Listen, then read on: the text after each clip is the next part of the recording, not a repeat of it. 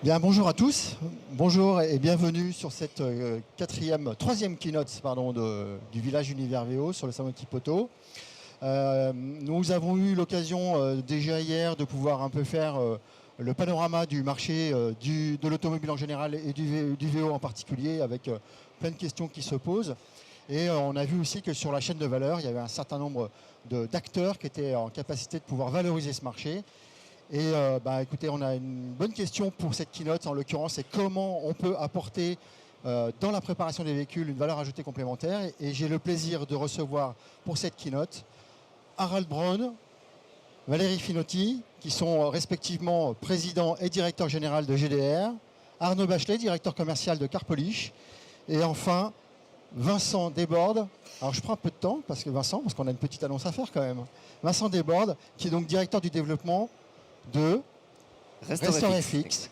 RestorFX qui a eu le plaisir de recevoir le trophée de l'innovation décerné par Equipoto, pas plus tard qu'hier. Donc on est assez fiers, nous, sur Univers VO, de pouvoir recevoir des vainqueurs, des gens qui participent en tout cas à faire bouger les lignes sur le marché du VO. Merci de votre présence. Je vais vous laisser la parole juste pour vous présenter. Ensuite, on va enchaîner pour essayer de répondre à cette question. Qui prend la parole? Harald? Hello. Harald Braun, donc président de GDR France et de GDR Plus France. Donc nous opérons sous l'enseigne GDR France au niveau de la grêle, donc dans les événements de masse. Et avec GDR Plus France, nous intervenons sur la remise en état du VO, qui est un marché donc en pleine expansion, qui a été un petit peu porté par les dernières crises des 2 dernières années, et qui aujourd'hui est une filière à part complète, qui est en train de prendre ses parts de marché et qui devient, je dirais, de plus en plus importante au niveau du secteur automotive. Parfait, merci. Vincent, Valérie, pardon. Finotti Valérie, directeur général de GDR France et GDR Plus. Mon collègue Harald Braun. Nous, réellement, on veut rentrer dans le secteur de VO comme acteur principal un peu de le futur de ce typologie de marché. C'est un secteur qui a une grosse évolution, qu'il a vu une grosse évolution même pour le sujet de la Covid, qu'il a un peu ralenti un peu toute la chaîne des constructeurs. Et aujourd'hui, pour nous, ça peut être une grosse référence pour l'immédiat et même pour le futur. Et c'est pour ça que nous, on a cherché d'organiser la société pour être capable d'absorber ce nouvel marché qui va rentrer. Très bien, merci. Arnaud? Donc bonjour, moi Arnaud Bachelet, je suis le directeur commercial de l'entreprise Carpolish France. Nous sommes spécialisés dans la distribution de produits matériels pour la préparation esthétique des véhicules, donc la remise en état esthétique. Nous sommes également centre de formation, nous pouvons former le personnel au métier de la préparation. Parfait, merci. Vincent? Donc Vincent Desbordes, je suis en charge du développement de RestorFX sur la France. Donc RestorFX, c'est une nouvelle technologie de reconditionnement de peinture à travers un procédé chimique où on vient retravailler le vernis des véhicules. Donc je vous remercie pour cette sympathique introduction et en effet on est extrêmement fiers d'avoir reçu ce trophée de l'innovation et on espère du coup bien pouvoir en profiter au sein de cette saison d'Equipoto. Parfait, merci. Merci à vous. Alors aujourd'hui on est face à un marché, donc on l'a vu, qui est en pleine évolution, qui est en plein bouleversement. Le VO tire finalement plutôt pas trop mal son épingle du jeu, ça c'est plutôt une bonne nouvelle pour vous, pour nous. Mais du coup on a aussi sans doute face à nous un client, un automobiliste ou un acheteur qui a sans doute des niveaux d'exigence qui sont un peu plus importants. Et peut-être que du coup, et c'est une question que je vous pose, le niveau de préparation ou la qualité de la préparation joue sans doute, ou à un niveau d'exigence qui est un petit peu plus élevé que ce qu'on a pu connaître par le passé, et joue sans doute aussi dans le rapport que vous avez peut-être avec vos clients, avec vos fournisseurs. Qui peut répondre à cette question? Qui veut commencer? Vincent? Oui, je peux démarrer, en effet. C'est en effet une tendance qu'on a remarquée aussi et sur laquelle on vient se positionner du coup, c'est que les attentes du client final ont augmenté aujourd'hui avec justement cette crise qu'il y a eu et la difficulté d'approvisionner des véhicules. Les particuliers qui s'orientent sur le VO ont des attentes qui sont plus élevées que ce qu'ils avaient auparavant. Ils attendent, même si c'est un véhicule d'occasion, ils ont des attentes, c'est leur nouvelle voiture, c'est leur nouveau véhicule, ils ont des attentes plus élevées et donc on doit en effet mettre au profit de notre technologie pour rendre esthétiquement ce véhicule plus attractif et permettre aussi aux marchands de vendre à meilleur prix parce que le client a des attentes. On a maintenant une nouvelle solution pour permettre de répondre à ces attentes-là. Parfait, merci. Arnaud? Vendre à meilleur prix, vendre plus vite, vendre plus facilement. Effectivement, la préparation esthétique d'un véhicule, son état global va faciliter la vente et générer plus de marge. Un complément peut-être, Harald? Oui. Donc du coup, ce qui aujourd'hui est très important, c'est surtout les temps. C'est-à-dire qu'un véhicule qui revient de leasing doit être rapidement remis en vente. Le fait d'être à l'arrêt a un coût pour tout le monde. Et comme mes collègues le disaient, donc effectivement aujourd'hui les attentes sont bien différentes. On a besoin de remettre les véhicules en état neuf. Ce qui veut dire que il faut donner une réparation qui soit vraiment de haut niveau, rapide et surtout qu'on puisse prendre en charge l'ensemble de la réparation. Alors c'est un bon point parce que y a quand même un équilibre à porter, j'imagine, entre ce qu'on va investir, entre guillemets, sur la rénovation du véhicule d'occasion versus son âge ou son niveau de dégradation, etc., et potentiellement le prix de revente. Il va falloir gérer un équilibre. Alors, comment ça se passe? Qui décide ou comment vous évaluez le niveau d'exigence que vous allez porter sur ce véhicule par rapport à ce qu'on peut estimer de sa facilité de revente sur l'esthétique ou sur des éléments complémentaires? Nous, pour notre part, nous allons regarder le temps passé à remettre en beauté un véhicule. Et pour optimiser au maximum ce temps, on va proposer donc aux acteurs du monde du véhicule d'occasion des solutions d'aménagement de l'espace, avoir un produit de qualité facilement accessible, d'avoir un personnel qui soit formé et donc qui intervient sur le véhicule selon une certaine méthodologie pour optimiser le temps et donc réduire au maximum les frais tout en assurant une qualité la plus haute possible. Ok. Parce que Harald, je crois que chez GDR, vous avez effectivement la même notion du temps, on en a parlé tout à l'heure. Oui, tout à fait. Tout chez nous est étudié dans les détails pour effectivement gagner du temps. Que ce soit la procédure de réception de véhicules, la logistique, donc tout ce qui est en amont, jusqu'aux cabines qui sont vraiment optimisées, qui sont des cabines totalement électriques, à séchage rapide et qui donc nous permettent de faire du volume. Notre centre de heurte, par exemple, aujourd'hui peut prendre entre 20 et 60 véhicules par jour en VO, ce qui permet quand même de faire des gros volumes sur une semaine. Ce qui permet de prendre en charge des flottes. Donc on peut prendre des flottes entières pour les remettre en place. Et ce qui permet aussi surtout de gérer les coûts, parce que ça aussi c'est quelque chose qui est très important.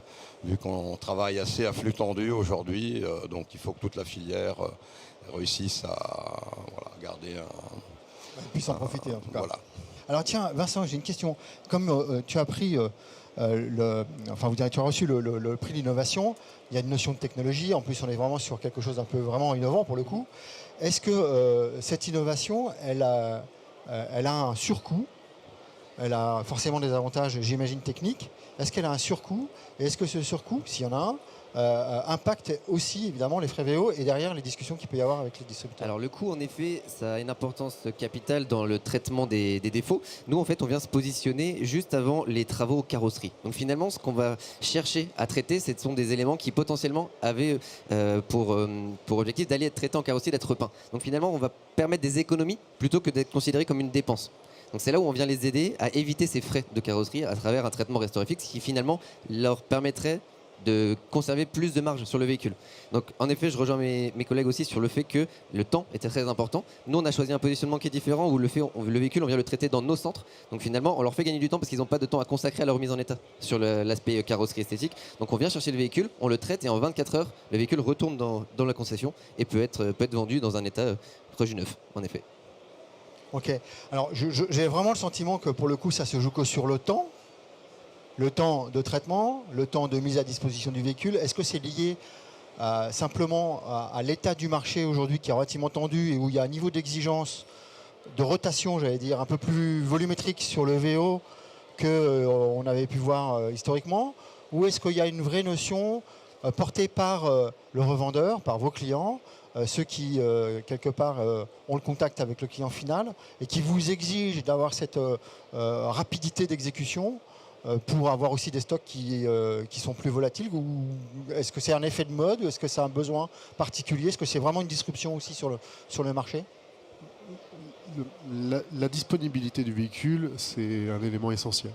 Maintenant, pour nous, le coût produit engendré par une préparation esthétique, je rappelle que nous sommes spécialisés dans la préparation esthétique des véhicules, donc le lavage, le lustrage, l'aspiration, le nettoyage des sièges et tissus, ainsi de suite. Le coût produit est presque négligeable, si j'ose dire, dans une préparation esthétique. C'est de l'ordre de 3-5 euros.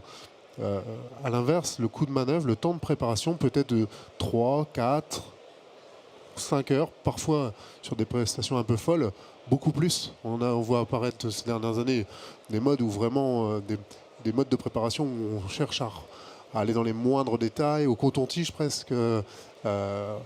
Ce temps passé est chronophage et engendre un vrai coût pour une préparation. Donc il faut l'optimiser. Le temps, quoi. Le temps. Valérie, c'est le même sujet si c'est le temps?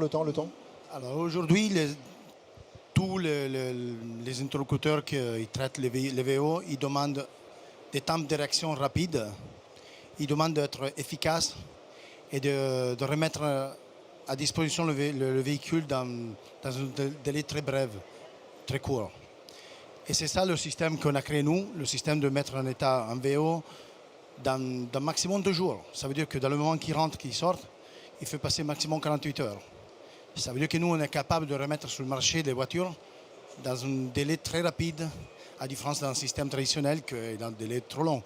Un délai court, ça veut dire moins coût, un prix plus bas et la possibilité d'être plus attractif pour le marché. C'est ça l'idée de base. Et il ne faut pas oublier non plus qu'un véhicule qui est immobilisé a un coût pour la concession.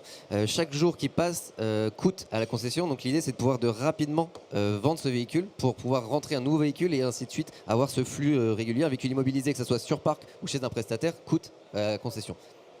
Okay. Alors j'ai vu l'autre jour une publicité à la télévision d'un constructeur qui parle du VO. Et qui est un peu une petite parodie que je trouve assez rigolote, où on voit un client qui demande à son concessionnaire, sur son véhicule d'occasion, de faire une petite rayure, etc. Bon, j'imagine que ce genre de publicité doit vous faire un peu réagir, parce que finalement, ça va un peu provoquer un peu le marché. Est-ce que les clients finaux, alors là, c'est plus sur le niveau d'exigence, est-ce que finalement, ils ont vraiment envie d'avoir un véhicule d'occasion neuf, quasi neuf, ou en visibilité neuve? Ou finalement, est-ce que même ce niveau d'exigence qui se relève, finalement, on peut passer à travers 2-3 petites choses et il y a quelques tolérances, on va dire? Le client final aujourd'hui, de toute façon, veut tout pour rien. Il veut tout pour pas cher. Voilà. Donc ce qu'il faut savoir maintenant, c'est que le client qui vient acheter son nouveau véhicule d'occasion, il n'a plus que l'esthétique comme matière de négociation pour son prix. Aujourd'hui, on a vu même avec les garanties qui sont haussées de 6 mois, qui sont passées à 1 an maintenant. Donc quand on achète son véhicule d'occasion chez un pro, on attend une garantie, on attend un entretien, on attend ce genre de choses. Donc la seule moyen de négocier le tarif, ça va être sur l'esthétique. C'est là où du coup les marchands, les concessionnaires, etc. ont beaucoup à gagner à remettre dans le meilleur état esthétique possible pour limiter ces négociations et conserver leur marge. A priori, ça semble assez cohérent. Ça semble assez cohérent. Ok. Bon, parfait. Alors, est-ce que dans les semaines, les mois ou les années à venir, vous voyez, vous, dans vos métiers, des évolutions qui pourraient aussi un peu apporter des nouveautés? Alors, on en a quelques-unes, mais des choses qui sont un peu qui sortent un peu dans la tendance et qui pourraient apporter encore d'autres évolutions dans la partie valorisation des véhicules et en particulier sur la rénovation? Bon, le procédé qui est présenté aujourd'hui par notre partenaire aussi RestoreFX sur le salon, cette innovation qui développe aujourd'hui, c'est une vraie force pour la prépa et quelque chose de complètement innovant. Hein. Je pense qu'ils sont bien passés pour être aujourd'hui les plus innovants sur cette partie-là. Hein.